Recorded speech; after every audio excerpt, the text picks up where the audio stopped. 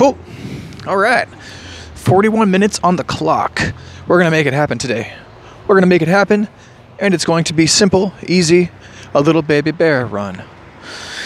Welcome, my friends. This is episode 55 of Ride Along with Run Man, and we are going to run here in a second. Just got to calm my nerves really quick, though. I had to restart my phone and do a little bit of adjustment in order for my headset to record my voice. So hopefully that's what's happening right now. I had a positive test a moment ago after 5 or 6, more like 10 actually failed ones. So hopefully without any mic bumping or jacketry or whatever else, this will come out just fine. So with that in mind and in that spirit, chins up, neck cracked, and we begin. ep55, Right Along with Run Man. I'm your host, Run Man. It is good to see you again. It is good to be here. It has been a hell of a long time. Sober September was a blast. I talked about it last episode, I believe, which I will eventually put up on the interwebs for y'all's viewing pleasure and my own, what's the opposite of forethought? My own reflection later on. These are essentially glorified audio journals. I just had a vision in my head of a very proud species of fly with a champion belt of some kind, like a WWE fly type hero creature, the Glorifly. The Glorifly, luchador fly. Fantastic. Will he take the gold this time? Anyway, yeah, feeling good. We're motivated today. Whew. Yep, I'm wearing slacks. Sometimes you gotta run in slacks. Why not? And my slippery shoes too. The ones that give me a little bit of play when I bound about as I do. You know, it's all water under the bridge though, it's no problem. The roads are not slick. Traffic is not extremely heavy. Morale is high. I see no problem on the road today. Couple of quick miles, it's going to be great. You and me and you. Like last time. Although last time was about 45 minutes or more. This will truly be a little one. I just wanted to get out there and, well, you know how it is. When you get the hell yes, you get the hell yes. And I haven't gotten the hell yes in about 2 months. But here we are. It's a dog's age. God. So yeah, Sober September kicked ass. It was a great time. I came back and recorded once, and I'd lost the footage to the audio thing, and then recorded again, and my lord, was I juicy on that one. Juicy, mucosal, over production. God. I mean, what do you want? Do you want to have a dry throat, or do you want to have a moist throat when rolling out there? I guess I prefer the more bohemian condensation, precipitation, mucosally significant trip. Can you tell I'm rusty? Let's see, I did like 1 or 2 recordings in October, and one of those will come up at some point. And then I'm doing this one, and this is now November 5th. So yeah, it's that simple. I get the hell yes occasionally. And it's nice to be back. We take our time. We do it just right. Man. Walking, running. Just going. How did I used to fill up dead air?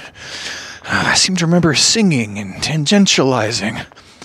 Seem to remember drawing pictures with my words that don't make a whole lot of sense or come together in a satisfying, complete, and easily discernible, distinguishable way. We've got our penchants on this podcast. We've got our ways and our style. The kids have a word. Steez is the word. It's a combination of style and ease. Steez. We've got stees on this podcast. And it is just what we need to keep on moving. Glad to say a few things. Glad to do a little bit of updating. I was just thinking this morning, I was talking to some friends. It was nice to celebrate with them, just very briefly, that I completed my 90-day inner child workshop journal. It was badass. God, I feel like I was hanging out there in the 70s and the 80s forever. One exercise a day, well, one entry a day, many exercises each entry. I highly recommend it. I can't remember the author's name. Rachel Broadhurst, something. Anyway, so that was good. What that did was it set me up, because the whole thing about it was you set up a space with these journals. You get a time of day, earlier the better usually, before you have a chance to sabotage your deepest instincts with behaviors that aren't contributing to your wholeness and happiness as a person. You don't have a chance to fake yourself out first thing in the morning. Or, people are pretty sneaky and quick, so you do, really, but... And I did see that. I'd be boiling my coffee, writing my morning statements, getting ready to get my journals out, and start the day's entry. Coffee's done, I settle in, get my laptop where I like it, throw some music on, and that button... the fingers hover over the F button. F for Facebook or I for Instagram. And for just a split second each of those 90 days, I was like, maybe I'll just go see what's going on in the world before doing my thing. I think a couple of times I did. And it wasn't a big deal. There's not too much going on in my world. Easy to catch up pretty quickly. But still, 95%, well... Some nearly unanimous percentage of the time, it was just morning statements, boil the coffee, make the bed, journal entry. That's what it was. And it felt good. Man, it felt good to anchor something in that early. It's like having a win every day. And I'm used to that because of the Wim Hof practice, which... thankfully, I'm still into, and I'm bringing it back. For a while there, I was switching to using the method in the cold showers and not in the first wakeful moments of consciousness daily practice that I was more used to, let's say. But I'm back doing kind of both. Anyway, we have these practices, we have these workshops that we set up. First thing in the morning is nice, because you can always kind of push back, or pull forward, I guess. You can always pull forward the timing of the first thing. If you don't have enough time to workshop the way that you want to workshop before the day truly begins, then you can always pull back the next day and say, hey, okay, let's try that a half an hour earlier. And maybe you do, maybe you don't. Sometimes I do, sometimes I don't. Remember how much we project on this podcast?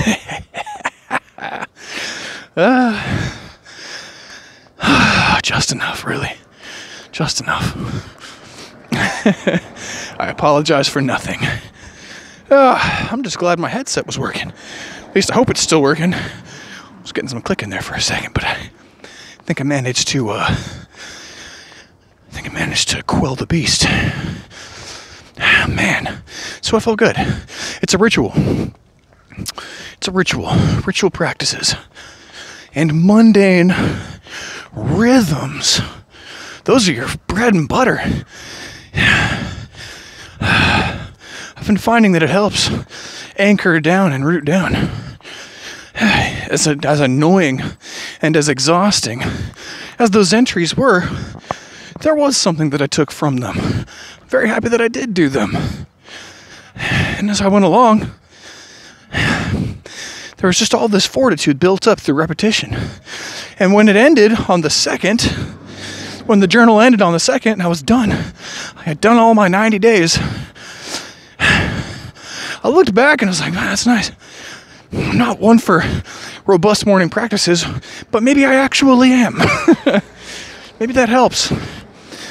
Maybe that's worth figuring out a way to incorporate into my practice, my daily, across time life practice, in some way or another. Then I thought to myself, I like freeform mornings too. So how are we going to hybridize this idea? Structured rhythms of monotonous exercises designed to help you ground out that foundation so you can stand up on it and have a day. And artful, creative, impulse-driven, motivated, excited, and inspired activities that you could also call exercises. Here I'm thinking of the Wim Hof stuff. I'm thinking of morning drills with Tai Chi, which you can take in any direction you want to. There's as many ways of doing that practice as there are stretches and motions you can make with your joints and your levers and pulleys and all that. It's really something. Options. And I like that. I've always erred toward the low-res, sequenceless, non-linear, non-progressive practices. And it freed me from judgment in a way, because there was nothing to look back to, like, I did that pose for 30 seconds these last 5 weeks, and now I've been doing it for like 45 seconds each time. Ain't that great? Ain't I better at this thing? Well, you want both. You want to be creative and free, complete, what's the word for it? Spontaneous. But you also, there is something to be said, because heck, after that 90-day pullback, there I was swinging for the hills and making it. Since then, I've been doing other practices because I had all of that grinding worked out already, you know? I'd been on the grind. Been used to hanging out the first hour of every day. Doing that, at the very least, one entry in that journal. That was always something to hang on to that I could see and look back on, providing me with a sense of continuity, it was grounding. It was just grounding. It wasn't like, oh, today I stretched and then the next day I did a dream journal. Then the next day I didn't really do anything and I hung out and had an extra cup of coffee. God knows I've been that guy. Most of the time I'm that guy. But as long as we're celebrating and updating, ever since that journal ended, I brought back the Tai Chi drills, a little bit at a time. I'm thinking returning to the ATG system is next, because I really, really can use it. I want to fortify my body. I was at a party recently. I'm trying to think, and I believe every single member of that party, all of whom are in their mid to late 30s, maybe there's a 40-year-old or two. I'm not exactly sure of all the people's ages, but most of these folks are just a tiny, tiny bit older than I am. Negligible, really. Every single one of them had a remark to make about their aging, decaying bodies. And every time they did, I didn't say anything, because that's their thing. They're, you know, on a good day, I might think that they're just acknowledging what it's like being a person. Entropy always wins, and it's always a part of the conversation, and it's part of what makes life so beautiful, the texture of it. On a bad day, by the way, the party was a good day, but if I had had those conversations and listened in, on a bad day, my thoughts might have been a bit more like, oh my God, these people are quietly writing contracts with each other to agree that it's both sad and okay to age into a geriatric last 2/3 of your lifespan, and then to die. And I didn't buy it. I don't buy that. I think depending on how lucky you are, you might be able to have a shot at 95% of your lifespan being more or less something that you can maneuver through and move through, you know. Do a little jog, do a little thing, play with the kids, throw the old ball around without spending the next 5 days in crippling pain. I say that, my left ankle, it's only been a couple of miles, my left ankle it's got that heat. In an hour, that heat turns into broken glass. In another hour, that broken glass turns into a hot, twisting vice. And in another hour, it goes away, but you gotta hang in there. And, you know, not necessarily in that order. I don't know my position on aging. I'm gonna have to modify through experience, through the conversation of setting my intentions about how I want to live my life, through life bringing me what life is going to bring me, through injury, through unexpected boons like tech and advice from sage teachers and any other number of things, and then just walking that line and seeing where it takes me. Who knows? I just noticed that, you know. I just noticed the conversations of I'm not as fast as I used to be, I'm not as strong as I used to be, my range of motion, I can't do the things. They start earlier than I thought they did. Or maybe I just wasn't paying attention coming up. I mean, and who am I to talk anyway? I've got the perma bruises on my feet. Just regions that look like somebody dumped oil on my feet. It's not vitiligo. They don't move. They're just bruised looking patches of skin that just hang out at joints that I have hurt. So what is healing? If we come back to the old questions. Yeah, we've talked about this on the podcast, haven't we? What is healing? Healing doesn't mean the bruises go away. Healing doesn't necessarily mean you don't spend the 5 days in bed because you threw the ball too hard. Maybe for some people it does. For other people it doesn't. I just have to decide for myself. God, I played a game of Destruction Ball a few weeks ago, and I felt sore as a bear, but no injuries. Oh, I kind of bruised one of my hands just because you can only serve a basketball at full strength from every edge of your hand. From the pointer finger edge to the karate chop edge to the palm to the knuckles, without something saying, hey fuckface, stop that. That hurts. Or do it all the time so that we deaden the nerves and thicken the skin and calcify the bones.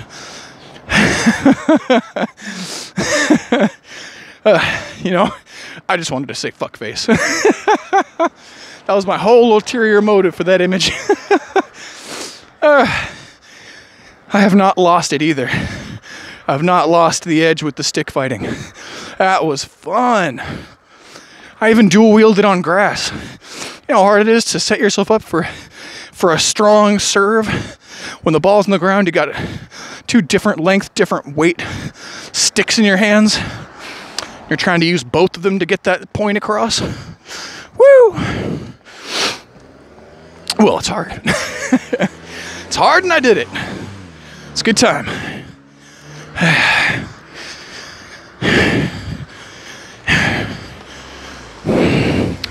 What is healing? I think right now healing means not writing myself off when it comes to the possibility of facing the true potency of bulletproofing my body. That was a real string of words. There's got to be a better way to say that. Let me think. I don't mean bulletproofing literally. I mean like it's possible to fortify, strengthen everything. Stretching your joints, strengthening the muscles, compressing the joints, getting extra blood flow going on. Like all that stuff can help. And then you track that across a couple of years, Well, now we're kind of back into the mundane ritual talk, aren't we? Because that's what it is. It's in the small, not satisfying victories. Who knew that would be such a big theme in my life right now? You just string along all these little moments, all these little rituals, all these little practices. Split squats and burpees and elbow presses. I didn't know what the hell an elbow press was. Now I know. If you don't have access to a pull-up bar, just lay flat on the ground with your back on the ground and press into your triceps and elevate yourself a little bit. And then go back down and do it again. Kind of like the same muscles you might use for bridge poses and stuff. But you're not up on your hands. You're just laying there and just pressing your elbows into the ground, raising up a little. I don't know how much you get out of that, but what a cool idea. I had no idea.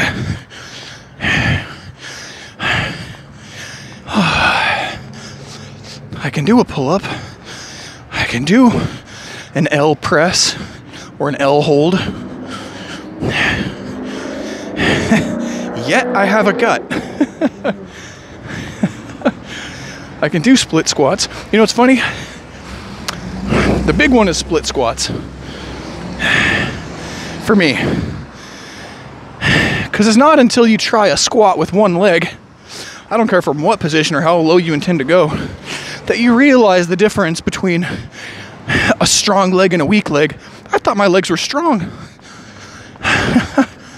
Turns out, I'm just manipulating my levers and my anchorage in some of these positions, falling out of practical alignment so that I can make more with the strength that I have. But I was sitting in a deep squat yesterday, just sitting there, trying to keep my heels down, figuring out where my weight was, trying not to spring up in a giant jump like every muscle in my body was screaming to do. And I realized it actually takes a fair amount of strength to just maintain a squat down there. I never understood that in my yoga days. Like chair pose. It's like you sit back like you're going to sit in a chair. That's a high squat. Depending on where your arms are, you call it horse stance or chair stance or different things you can call it. That's a high squat. That takes a lot out of you. I used to think that the low squat was more of a resting squat. I never really understood it. It's like, no, the hard point in that stance is the high squat. The low squat ain't so bad at all. But I realized, after all these years, just sitting down, sitting into my haunches like that, I was like, wow, my body does want to spring open, but it also wants to collapse. And it wants a lot of things. Anyway, I'll leave that thought incomplete. The journey is incomplete after all. But the podcast is complete. Maybe that's why I do it. Maybe that's what it has to offer me. Something about my life can be complete every time. Actually, I can say the same thing about those mundane rituals. Whether or not you're looking back and tracking progress, each one has a tendency, whether it's a journal entry or split squat session or whatever, they tend to leave me with a sense that in and of themselves, they're complete. I'm going to chew on that for a bit. That's an important thought. It's only when I compare my past self to myself and then extrapolate to my future self that I tend to get expectations and judgment. In and of the exercise, it's just a trial. It's just a moment of standing up and figuring your way through something, knowing it's all going to work out one way or the other. That is complete. And because of my personality, I tend to do these things spontaneously. So they're spontaneous and complete. That's a really good series of things to have in your corner when you're going about the mundane rituals. Just like the one we just did. What did it do for us? It just got the blood pumping. It got my mind pumping. My eyes are relaxed. My body's relaxed. I'm not very self-conscious about my gut hanging out a little bit. My slacks are slightly dirty. There's like 2 little bits of mud on them. Not too bad. My feet feel sweaty and great. I am no longer sensitive to when I picked at one of my toenails a little too deeply the other day and had like a sense of resting pressure after that. Seems like it's just fine now. Look at all these great things. Oh my god, you feel the painkillers. I feel balanced and stable and steady and sturdy. I feel a little fortified. My lungs. Taking the lungs for a workout too, that felt pretty good. I know a lot of folks who the lungs are the things that stop them first when they're doing something like running. I'm glad that mine were able to avail me this time. Damn. A lot of good stuff. We're gonna have to do another one of these coming up pretty soon. I'm pretty inspired. We'll make it a longer one too. Maybe next week or something. Damn. Well, thank y'all for sitting in with me and hanging out. Well, running with me anyway. Or doing whatever. And let's take the cross-legged position and a couple of breaths. I don't know why this is my outro. I've never figured it out. It was easy to do, and I kind of came to it at some point. Thanks, everybody. On this beautiful silver day. Let's take 3. 1.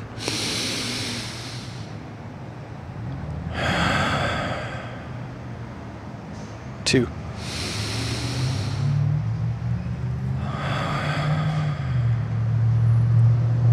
3.